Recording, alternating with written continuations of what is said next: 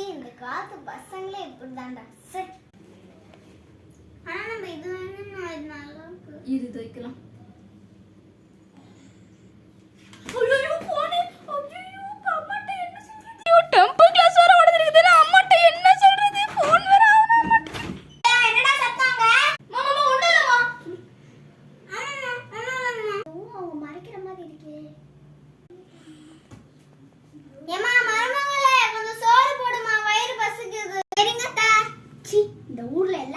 செத்து போகுது, இந்த கிளி மட்டும் செத்து போக மாட்டேங்குது.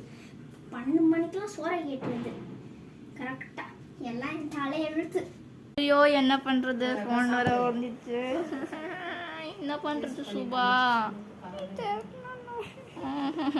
விஷம் ஊற்றி தரலாம். அப்போ எப்படி சோறு சாப்பிடுன்னு பார்க்கலாம்.